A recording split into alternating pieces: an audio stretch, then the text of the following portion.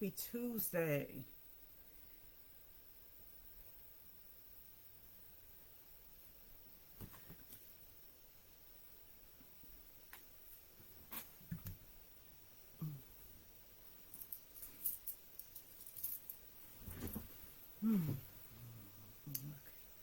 Okay.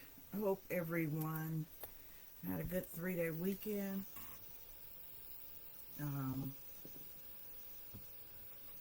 Just never know.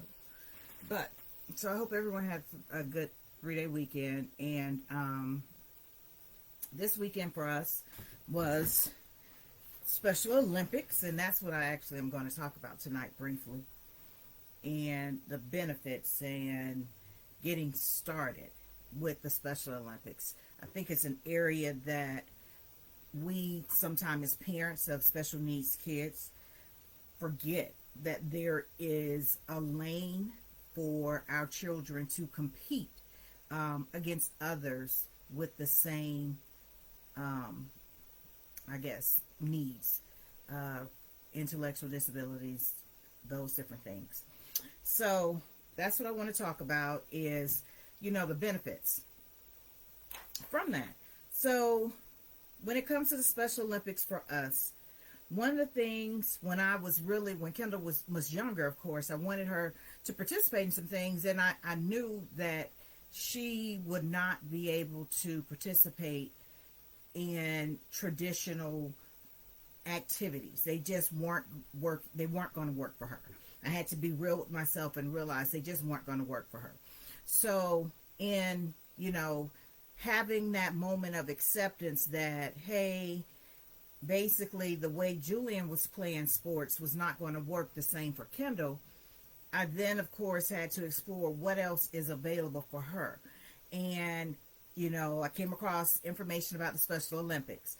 And then I remember the big thing for me was at that point she wasn't 8. And I just kept saying, hey, the world opens for us when she turns 8. And 8 is the age. So keep that in mind. At 8, they're able to start competing in different sports. So our story with the Special Olympics at 8, Kendall started competing. And our first sport at that time was bowling. So our first competition, it was Winter Games, and the sport was bowling, and it was one of those things of looking at the list, kind of trying to see with the winter sports, because the sports differ by season, which one we thought Kendall probably would, kind of get into. And we really weren't sure about the bowling because it wasn't something we really did a lot of. However, that was the sport we chose to go with. So we competed in bowling, and she actually got a gold medal. Then over the years, we've done gymnastics and rhythmic gymnastics and track and field.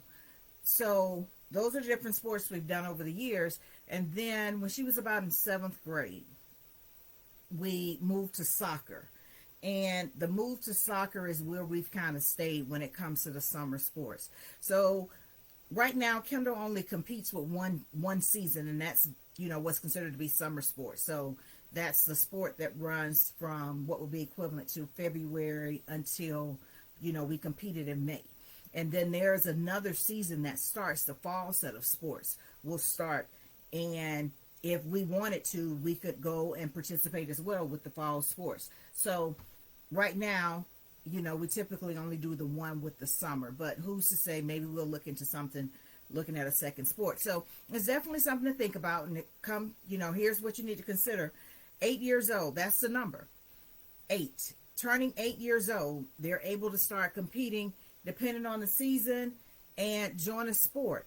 One of the other things to keep in mind, you have to have a medical clearance. We have to do them every couple of years to make sure, she's healthy to compete. So that's really not a big deal. And it's free to join. Where the cost may come from is like, well, Kendall playing soccer, she needed soccer shoes and shin guards. That's the cost for us. So when Kendall was with gymnastics, there was, a fee we had to pay because we had to get the things for the performance. So the fee that may come with it is really more for the supplies that are needed than it is, there's no fee to register anything. So keep that in mind. Now, you're also, the whole thing is you're competing with other individuals with intellectual disabilities, and they're able to compete for many years. So it's not just, they're only able to compete until they finish high school. No, they're able to compete until they're ready to not compete. And that's always something that's so very cool for me to see, because you can see at all ages, the athletes are, are all ages out there competing in the different sports, giving it their all. So it's something that I wish more parents would take advantage of. Just like I said, we just finished up summer games, so they're getting ready to go into the next set of sports. And I wanted to make sure the next set of sports: golf, softball, cycling, equestrian, I always mess that up, basically horses, powerlifting, roller skating. Those are the sports that are getting ready to start with the next round of sports. So look into, just put in, Special Olympics, and put in your county or your state and see what you need to do to get your child registered. But I really think it's something more parents should take advantage of, because it, has so many benefits. And so some of the things to consider for sure: social skills. This allows Kendall to work on social skills. And I know a lot of times that's a biggie for us, because we can't really find things for our kids. We don't want situations where they're there but not there, because we're still working on everybody understanding what inclusion means. So with Special Olympics, it's an opportunity to practice social skills. So, we have to work with Kendall on coping skills when she gets frustrated on the soccer field, but that's a part of life. But we've seen the growth of when she does get frustrated, that she can, stop and realize, take a deep breath and move on. So social skills, self-esteem as well. I mean, you can only imagine they all are competing to get their medals.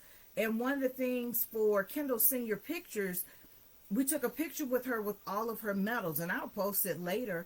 But, she gets excited to get her medals. Now, unified partner players, that's another conversation another time, because that could leave me going down that road for a long time, talking about the benefits of unified partner players. But self-esteem. So Kendall loves to get her medals. And just imagine, they compete, they get their medal that day, they play their music, everything is this big celebration. So it's a great opportunity that we sometimes don't get for our kids to really, be excited about something, and with the self-esteem boost. Another thing is skill development. From where Kendall was when it comes to soccer and where she is now, our first year, Kendall actually had us sat down in the middle of the field during the game. She was not into it, but, the coach is phenomenal, and she realized, no, she's good. She just doesn't want to do it. And so we have stuck with it. Now, if you look at any of the videos, one thing I will say, Kendall is not going to run up and down the field like most soccer players. She's only going to go midway, and then she's ready to bring it back to score. But she is willing to get into it and score, and we've watched how she has really improved when it comes to the skills of, ball control. It's come such a long way. So that's another perk. So it's more than just we compete and that's it. We practice, and practice started out, if I'm correct, in February. We practiced once a week. So it was an opportunity for something to do. It's an opportunity when it comes to her seeing others that she's been seeing for the last couple of years, because they are part of the same team. And it builds somewhat of a friendship, depending on the child, how much that friendship goes beyond, the soccer field or the basketball court, whatever the sport may be. But it definitely is something I wish more parents would look into.